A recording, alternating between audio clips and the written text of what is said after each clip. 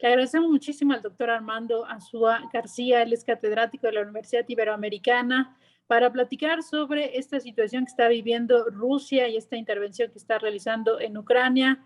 Un tema complejo, pero que ha movido la geopolítica en todo el mundo y avisora también otras lecturas muy interesantes. Doctor Armando, gracias por atendernos. Muy buen día.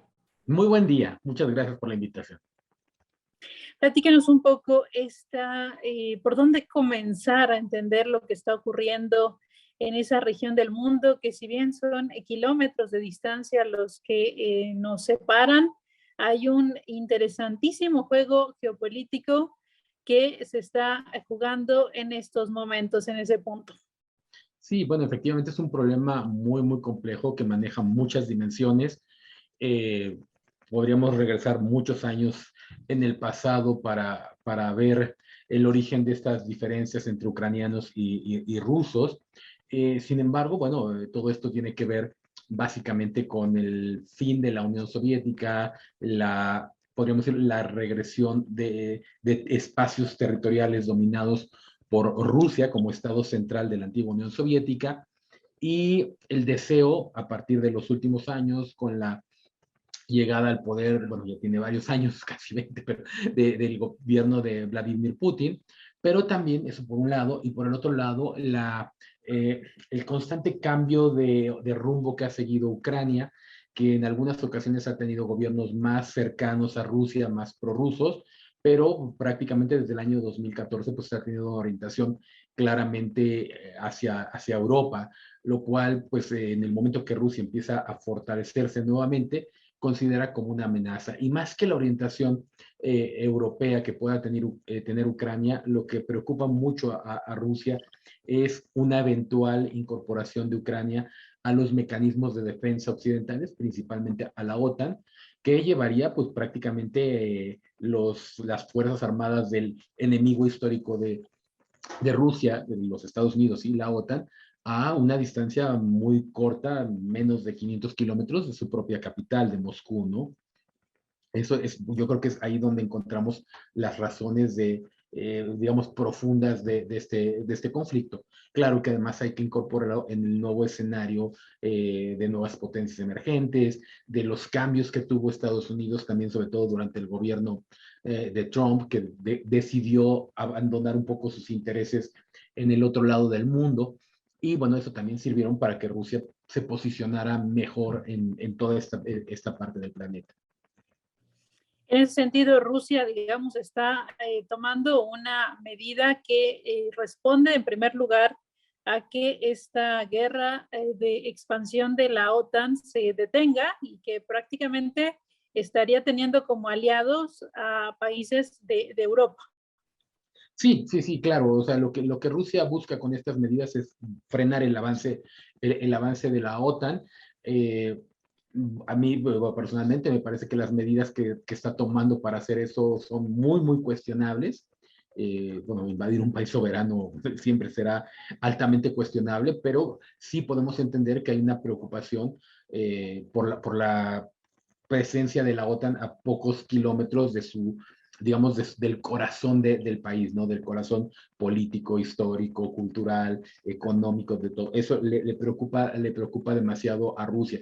Incluso en este sentido, debemos de leer también las amenazas que hubo en días pasados, hace 2 días, contra Finlandia y Suecia, dos países neutrales, dos países de Europa podríamos decir occidental, que no son miembros de la OTAN, han declarado históricamente su neutralidad, pero ante los recientes cambios y las situaciones recientes, dudan si conviene mantenerse neutrales, y la amenaza de Rusia es clara. O sea, a ustedes dos ni se les ocurre entrar a la OTAN porque habrá consecuencias que pueden ser militares, ¿no? Entonces, sí, creo que ese es el gran temor que tiene Rusia, tener a la OTAN cerca. Ahora, recordemos que Rusia ya tiene fronteras con estados de la OTAN, los 3 estados bálticos, que eso podríamos decir es el gran golpe histórico que recibió Rusia después del fin de la Unión Soviética. Los 3 estados bálticos, Estonia, Letonia y Lituania, son miembros de la OTAN, es decir, tiene a la OTAN en sus fronteras, pero en un punto un poco más alejado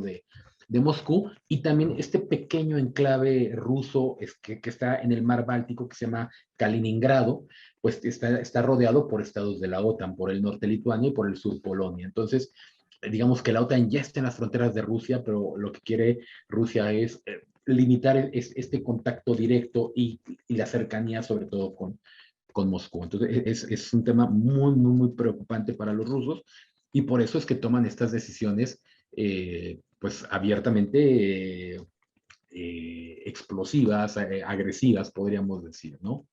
Uh-huh. Estamos platicando con el doctor Armando Azúa. Él es catedrático de la Universidad Iberoamericana, especialista en temas de Asia y Estados Unidos. Estados Unidos también se juega en este punto un tema muy importante, pero más que con Rusia, también con China. En esto también está la clave para entender este juego geopolítico. Bien, claro, China desde hace unos años, desde hace unas décadas diría yo más bien, ya se ha convertido indudablemente en un actor clave en el escenario internacional y mucho se ha hablado del papel de China, el papel que China va a jugar en este conflicto, desde comentarios muy aventurados de decir que China está directamente involucrado, de que China apoya irrestrictamente a Rusia, hasta otros comentarios que hablan de una mayor moderación de China. Personalmente me parece que, a ver, que China moralmente está con Rusia, en el fondo está con Rusia, pensando que tienen a un enemigo común, ¿sí? Los Estados Unidos es la contraparte común para rusos y chinos. Sin embargo, China tiene muchas otras cosas que considerar. Yo básicamente me centraría en dos puntos. El primero, el tema del proyecto chino de la Franja y la Ruta, este gran proyecto comercial, político, que busca vincular a través de Eurasia a China con los mercados europeos, que en este momento está en peligro, ¿no? Porque justamente Ucrania está en el centro de todo este proyecto, y un mayor enfrentamiento chino con Europa, pues podría poner a temblar toda la razón de ser de este proyecto de la Franja y la Ruta. Es decir, China está moralmente con los rusos, pero tampoco puede expresar abiertamente bueno, sí, su simpatía, sí, pero no su apoyo en los hechos. Y por el otro lado está el tema de Taiwán. Muchos dicen también ahora que quizás es el momento que China va a buscar para atacar Taiwán, para reincorporar Taiwán al territorio chino. Yo tengo grandes dudas al respecto, pensando, para empezar, que China ha tenido una política tradicionalmente contraria a cualquier movimiento separatista, justamente por temas como Taiwán, Tíbet, etcétera. Los chinos suelen no reconocer a movimientos separatistas y hasta el momento es un hecho, China no ha reconocido a ninguna de las dos repúblicas de la región de Donbass, ni a Lugansk ni a Donetsk, no los ha reconocido. Sí justifica, como decía, el por qué Rusia se está defendiendo, pero no ha reconocido estos estados, porque podría ser un precedente para que Taiwán haga lo mismo. Entonces, a mí me parece que China en este momento va a procurar, en la medida que sea posible, no involucrarse abiertamente, ¿no? Por esta gran afectación que puede tener al comercio, a todos sus intereses en el mundo y por el tema de no estimular separatismos taiwaneses. Ahora, de todos modos, China indudablemente está observando porque en el futuro el medir cómo son las reacciones de Occidente, cómo es la reacción de Estados Unidos, de la OTAN, de los aliados europeos, etcétera, podrían sí darle una pista de cómo actuar en el caso de Taiwán. Pues es sumamente interesante también. Hay quienes señalan que el costo de esta guerra mediática que emprendió Estados Unidos para Rusia va a ser demoledora. ¿Qué avisora al respecto? Sí, bueno, definitivamente Rusia la va a pasar muy mal económicamente, ya lo está pasando mal. Hoy en día es prácticamente imposible realizar una transacción privada con Rusia. Esto también hay que tener mucho cuidado, ¿no? Por ejemplo, Rusia recibe una gran cantidad de estudiantes extranjeros, occidentales, norteamericanos, mexicanos, europeos, y pues resulta que ahora estos estudiantes no tienen una tarjeta de crédito que puedan utilizar en Rusia. Entonces, hasta ellos corren un peligro, ¿no? Definitivamente las sanciones son demoledoras, ya lo hemos visto en el aspecto económico, en el aspecto hasta deportivo ya. Definitivamente todo esto tiende a convertir a Rusia en una especie de nación pari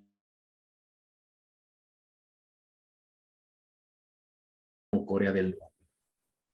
¿Sí? Sí. Entonces, sí, no es lo mismo hacerle un bloqueo a Rusia que hacerle un bloqueo a Corea del Norte.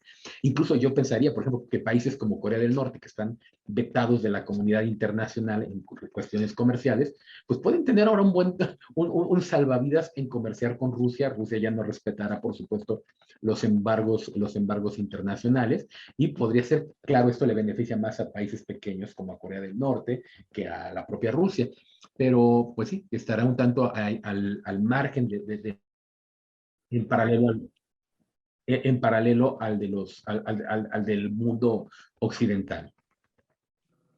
Le agradecemos muchísimo, doctor Armando Azúa, la posibilidad de acercarnos a este tema, y le invitamos en otra ocasión para que sigamos ampliando la información. Muchísimas gracias y muy buenas tardes. Con todo gusto. Claro, hasta luego, que le vaya muy bien.